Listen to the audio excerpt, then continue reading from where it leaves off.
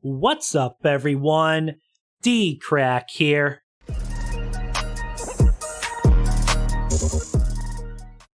So I'm about to react to a new video by Mr.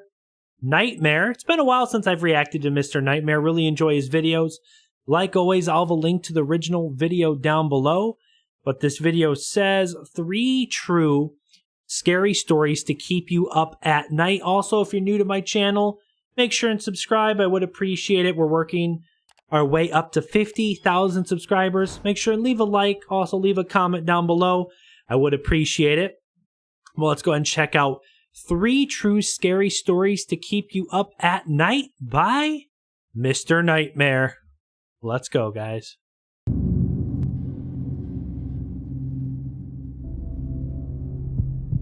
Story 1.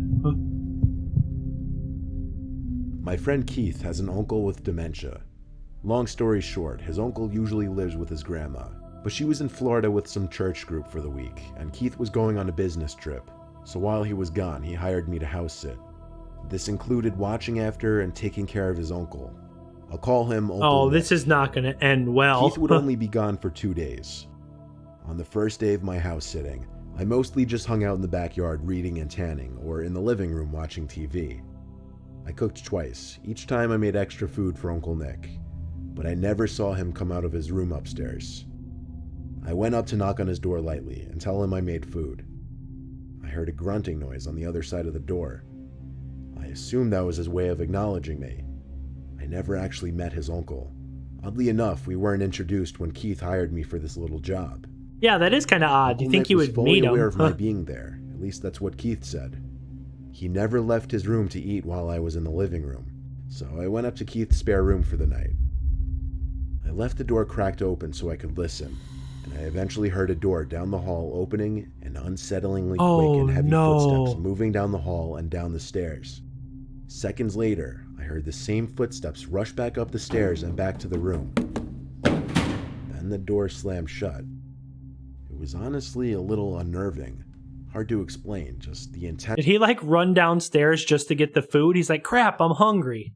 Maybe he has like social anxiety, or he like doesn't like people. That is a little odd though. Intensity of his footsteps. That is a little weird or something. The next day was pretty similar to the first. I made 2 meals and left the food on the counter for Uncle Nick both times. When I was laying in the backyard again, I came back in to see the plate was empty. So I guess he was really avoiding me.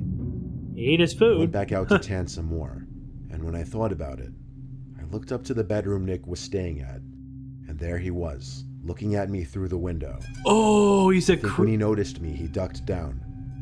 He's a creeper. I felt so uncomfortable that I folded up the blanket and went back inside and up to the spare bedroom. Is Uncle Nick low-key a pervert? I mean, that's messed up. I know he has like dementia in the story, which means his mind isn't all there, but sounds like Nick might be a bit of a perv.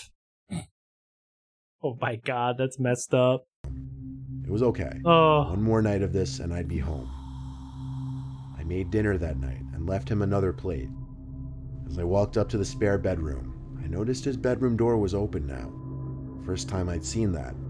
Maybe he was becoming... Don't tell me Uncle Nick like hurts this girl. Like hurts her or something. That'd be messed up.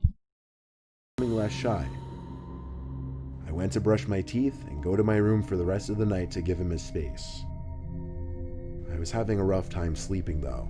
I just wasn't tired at all.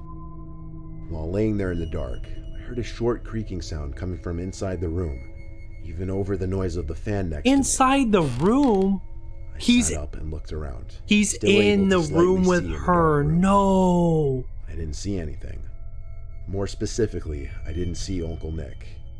I was getting paranoid, honestly. What? Why was I becoming so creeped out by him? I would lock the door. I don't care. I lay back down on my side, facing the wall. I would shut and lock the door. I ignored the little sounds I thought I was hearing in my head for the most part. But when I heard a very faint groan, I sat up and turned off the fan to listen. I heard breathing. I turned to the far right side of the room by the desk, and there he was. Sitting on the desk chair turned to me. I screamed in fear. and he came up to me going shh and covered my mouth with his hand. In the moment, I thought he was trying to suffocate me, so I pushed him off of me and ran to the nearest bathroom to lock the door. What the hell? I listened as I heard his manic footsteps rush back to his room and slam the door. My heart was pounding inside my chest. I called Keith and told him about it. He sounded like he wasn't even that shocked. That's the scary thing. What? He told me it's best I sleep in the bathroom with the door locked. And when he said that, it said to me that his Uncle Nick is potentially dangerous, which scares me even more. I slept maybe... No, what's messed... It's not Uncle Nick who's messed up. I mean, yeah, he might be a pervert, but it sounds, he has dementia, he has mental problems. But the real messed up person here is her friend. The nephew of Uncle Nick, who frickin' said, hey, can you watch my uncle? If he knew that Nick, his uncle, was a potentially dangerous, and then you ask your friend to pretty much babysit your grown-ass uncle with dementia, that's the person who's messed up here. Jeez. Maybe 3 hours max that night on the bathroom floor, and in the morning, I quickly packed my backpack and waited out in the backyard for Keith to return. He paid me extra for what I had to deal with, and I suggested he get his uncle some serious help, because I think he has more than dementia, and I still don't know what his intentions were that night. Oh. That's creepy. Yeah, someone needs to watch Uncle Nick, that pervert. My dad once told us a true scary story of his from when he was in his 20s.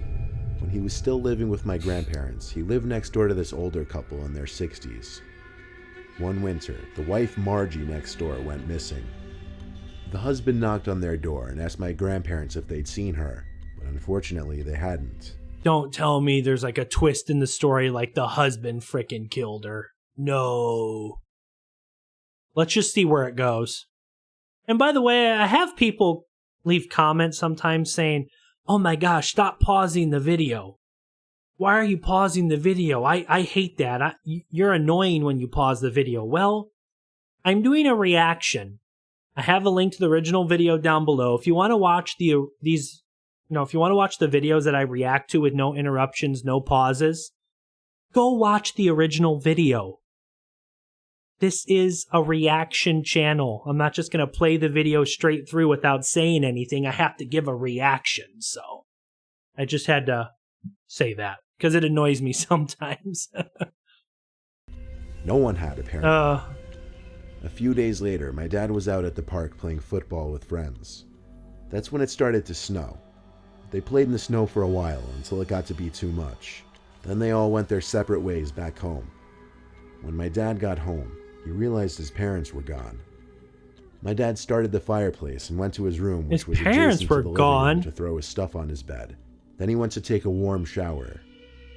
When he got out from the shower, he thought he heard humming from the living room outside the bathroom. He opened the door a crack in his towel and said, "Mom?" It's the missing lady. It's the lady who's missing, I bet. My dad threw on his clothes in the bathroom and walked out into the living room. There in my grandpa's old rocking sofa chair was Margie from next door. What? She looked straight at my dad and said, "It was so cold, I needed to get warm."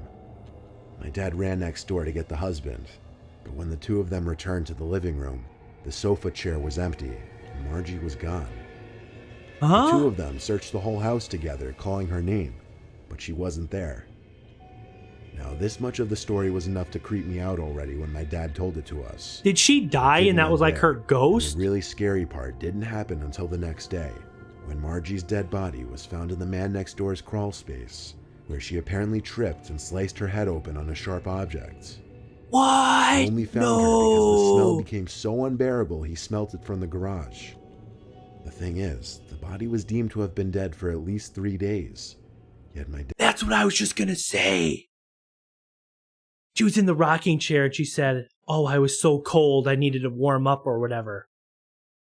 She was dead for 3 days. I was gonna say, if she was only dead for a day or a couple hours, the body wouldn't smell that bad. I think it takes, a good 2 or 3 days for a body to start to smell. I'm not an expert on decomposing bodies, but I'm just guessing. Like I said, it was the ghost of Margie. She said, I was so cold, I needed to warm up. And then when he went and got the husband, they came back and she was gone. It was her freaking ghost. That just gave me chills. That's freaking creepy. Dad saw her in the living room just the day before. Yeah. To this day, my dad believes he saw the ghost of Margie in my grandparents' living room that day. And my dad's not one to make stuff like this up. When he first told us the story when I was 9, let's just say I didn't get much sleep that night. Poor kid. Didn't get much sleep that night.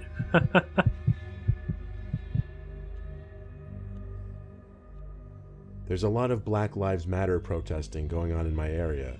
Now, before I write anything else, I want to disclose that I fully support the Black Lives Matter movement. However, this is my personal opinion that the looting and rioting are not okay, and anyone participating in those acts should not be associated with the peaceful protesters.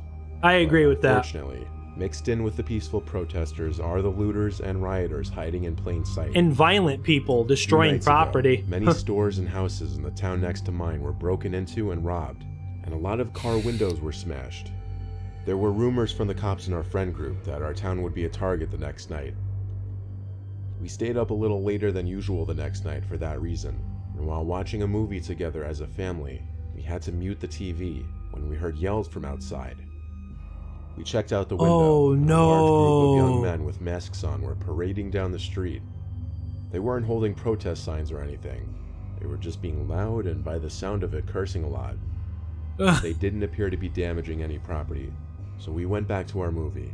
Then after that, my parents went to sleep. I stayed up later in my room playing a video game with the headset on so I could talk to my friends. Eventually, I grew bored and tired and turned the system off and went downstairs to get a glass of water for bed. As I passed the little half stairway to our den on my way to the kitchen, I looked down there and saw something big sitting on the carpet by the window. I went down the stairs, and when I picked it up, I realized what it was. It was the glass of the window broken, but all taped up as if to make the glass shattering easier or quieter. I ran to my parents' room to get my dad. When he saw it, he called the police. The response time was outrageously long. Yeah, because of the riots. Because of the riots. The 911 calls recently by us have skyrocketed. With all the riots going on, that's why. It didn't seem anything was stolen or anyone was in the house. They had to respond to another call within 20 minutes, but they said to call back if something else happened. My dad and I opted to sleep in the den for the rest of the night to prevent anything else from happening, so my mom went back upstairs. Time rolled on slowly, but eventually I think my dad fell asleep. A large rift of wind hit me in the face through the opening where glass used to be, causing me to open my eyes and look at the window. No one was out there. I hope not. I thought I heard something come from upstairs. Someone's in the freaking house. No. Someone's in the house. The kitchen, I continued to hear noises from above me, so I walked upstairs, and the noises were still coming from above me. What else was above? The attic. I went to the upstairs storage room, which had the attic door. I quietly opened it, revealing the short stairway to the attic. This is when the noises stopped. I didn't flick the light switch on. I just tiptoed halfway up the stairs to listen. Someone's in the frickin' attic. No. Silence was terrifying, considering I knew I was hearing noises from up here just a second ago. I waited on one of the middle steps to hear something. Then I felt the hairs on my head being moved.